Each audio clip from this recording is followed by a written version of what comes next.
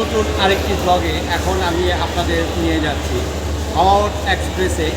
সেটি হলো নেত্রকোনা আমরা সেখানে কিছু দর্শনীয় জায়গা দেখব, সেই জায়গাগুলো পরে আমরা বলবো। তারপরে কিছুটা একটু হিন্ট দিয়ে দিই, কলমাকান্দা, পাঁচগাঁও, বিরিশিরির কিছু জায়গাগুলো আমরা আপনাদের দেখাবো। এখন চলুন হাওড় এক্সপ্রেসে নেত্রকোনা হয়ে কলমাকান্দা এবং বিরিশিরি।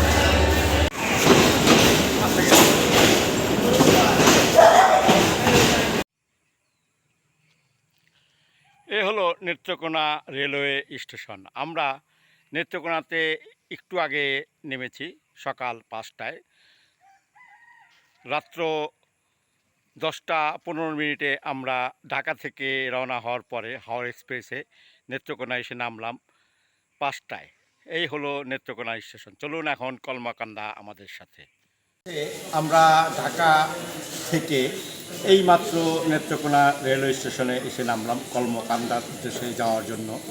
আমাদের জার্নি পড়েছে প্রায় 7 থেকে 7.5 ঘন্টার মতো। আমরা ঢাকা থেকে ট্রেনে উঠেছিলাম 10টা 15 মিনিটে। আমাদের ট্রেন ছেড়েছিল হাওড় এক্সপ্রেস। এটি এসে পৌঁছানো সময় 5টায়।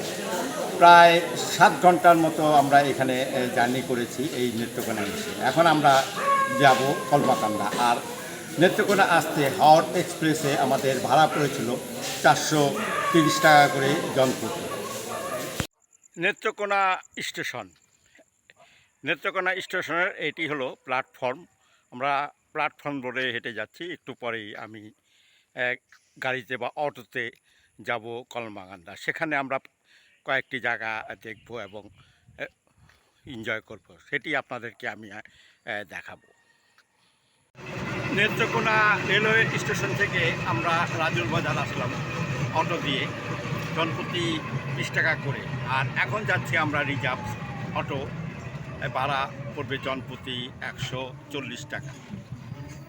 আমাদের হয়তো সময় লাগতে পারে 1 ঘন্টার মতো। এখন এই রাস্তা ধরেই আমরা যাচ্ছি কলমাকান্দা পাঁচগাঁওয়ের উদ্দেশ্যে। নেত্রকোনা থেকে কলমাকান্দা যাওয়ার রাস্তা খুবই চমৎকার, খুবই অসাধারণ একটি রাস্তা। দুদিকেই গাছ এবং কিছুটা গ্রামের পরিবেশ আমরা সুন্দর একটি রাস্তা। চলুন সামনের দিকে আমরা আরও এগিয়ে যাই। এই যে রাস্তাটি দেখতে পাচ্ছেন, এটি হলো ঠাকুরকোনা রাস্তা। আমরা আরেকটু কিছু দূর গেলেই হাতের বামে আমরা চলে যাব কলমাকান্দা, আর সোজা চলে যাবে একেবারে মোহনগঞ্জ। সেই রাস্তাটি এখন আমি আপনাদের দেখাবো। তো সোজা চলে গিয়েছে মোহনগঞ্জ, আর বামে আমরা যাচ্ছি কলমাকান্দা। এখান থেকে কলমাকান্দার দূরত্ব 21 কিলোমিটার। আমরা 21 কিলোমিটার আরও যেতে হবে, তারপরে আমরা পেয়ে যাব সেই কাঙ্ক্ষিত কলমাকান্দা জায়গা। কলমাকান্দা যাওয়ার পথে সুন্দর একটি ভিউ আমাদের চোখে পড়ল। আর হাওরের ভিতরেই এই গাছটি, মনে হবে যেন একটি দ্বীপ, ছোট্ট একটি দ্বীপ। সেই দ্বীপের দৃশ্যটি আমি আপনাদের এখন দেখাচ্ছি। আর এই দেখতে পাচ্ছেন, এটি একটি হাওর, খুব দৃষ্টিনন্দন একটি হাওর, যা নিজ চোখে না দেখলে বিশ্বাসই করা যাবে না, এত সুন্দর একটি হাওর। আর উপরে তো মেঘ আপনারা দেখতে পাচ্ছেন, যে মেঘের খেলা। আর এই যে রাস্তা, সুন্দর একটি রাস্তা। কলমাকান্দা পাঁচগাঁও, আমরা পাঁচগাঁও এসেছি সেই ঐতিহাসিক জায়গাটি দেখার জন্য, যেটি সচরাচর সব দর্শনার্থী এবং পর্যটক যারা আছে সারা বাংলাদেশে, যারা এই জায়গাটি দেখার জন্য আসে, সেই জায়গাটি এখন আমি আপনাদের নিয়ে এসেছি।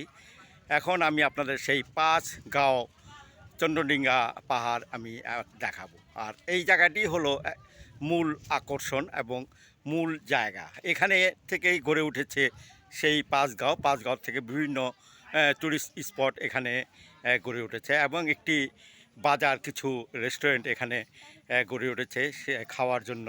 আমরা এখানে হয়তো চা খাবো, অন্যান্য খাবারও খাবো। আর আমার সামনে আপনারা দেখতে পাচ্ছেন সেই পাহাড়টি, যেটি একটি দর্শনীয় ট্যুরিস্ট স্পট। চলুন আরও ভিতরে আমি আপনাদের দেখাতে নিয়ে যাই। এখন একেবারে বাংলাদেশ সীমানার শেষ প্রান্তে এসেছি। এরপরেই হলো ইন্ডিয়ান সীমানা। এখানে তারা লেখা আছে বাংলাদেশ সীমানা। এটি অতিক্রম করা একেবারেই নিষেধ, সম্পূর্ণ নিষেধ। আমরা এর ভিতরে যাব না, কিন্তু এই বাইরে থেকে আপনাদেরকে আমি এই জায়গাটি দেখাচ্ছি।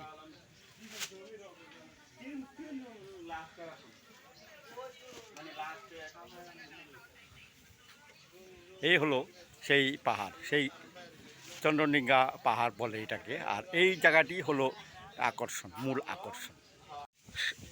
এটা হলো পাঁচগাঁও, সেই ঐতিহাসিক এবং দর্শনীয় টুরিস্ট স্পট, যেটি মোটামুটি ভাইরাল বলা চলে। সেই জায়গাটি আমি এখন দেখাচ্ছি।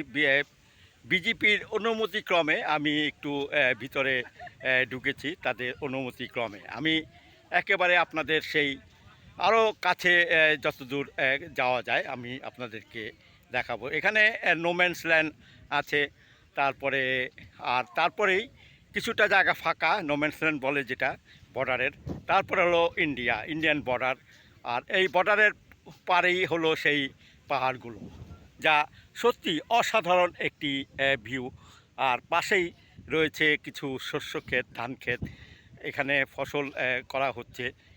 এটিও বাংলাদেশের সীমান্তে বা সীমানায় এই চাষাবাদ করা হচ্ছে। আমি আস্তে আস্তে আরও কিছুটা ভিতরে যাচ্ছি সেই জায়গাটি দেখানোর জন্য সেই জায়গাটি এখন আমি আপনাদের দেখাচ্ছি। এই পাহাড়টি একেবারে খুব কাছে আপনাদের নিয়ে যাচ্ছি। এটি মূলত ইন্ডিয়া মেঘালয় রাজ্যে পড়েছে। মেঘালয় রাজ্য বলতে আপনারা নিশ্চয়ই জানেন, এটি মেঘালয় রাজ্যে বড় বড় পাহাড় এখানে আছে। সেই পাহাড়টাই কিছুটা অংশ এখানে আমি আপনাদেরকে তুলে ধরছি। পাঁচগাঁওয়ের এত সুন্দর একটি জায়গা, যা সত্যি অসাধারণ একটি জায়গা, আপনাদের জন্য আমি এই জায়গাটি দেখাচ্ছি, যা সত্যি অবাক করার মতো একটি জায়গা। এখানে না আসলে আপনাদের একেবারে সম্পূর্ণটাই বৃথা হয়ে যাবে। আপনারা যদি এখানে চলে আসতে চান তাহলে চলে আসুন নেত্রকোনা থেকে কলমাকান্দা থেকে এই পাঁচগাঁওতে চলে আসেন। খুব বিউটিফুল একটি প্লেস।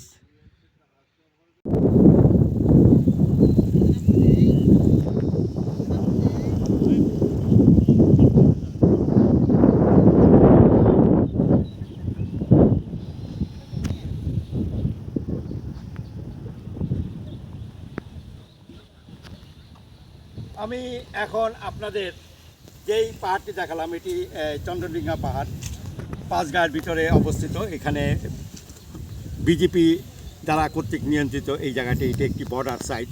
আমাদের যে পর্যন্ত যাওয়ার কথা ছিল ঠিক সেই পর্যন্ত গিয়ে আপনাদেরকে আমি পাহাড়টি দেখিয়েছি। চলুন আরেকটু ভিতরে যাই।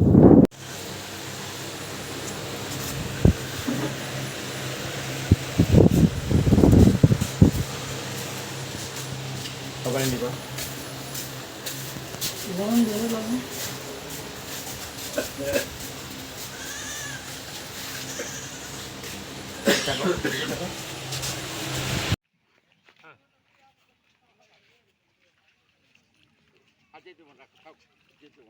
আমি এখন আপনাদের যেই নদীটি দেখাচ্ছি সেটি মহাদেব নদী। নেত্রকোনার পাঁচগাঁও যাওয়ার পথে এই নদীটি চোখে পড়বে।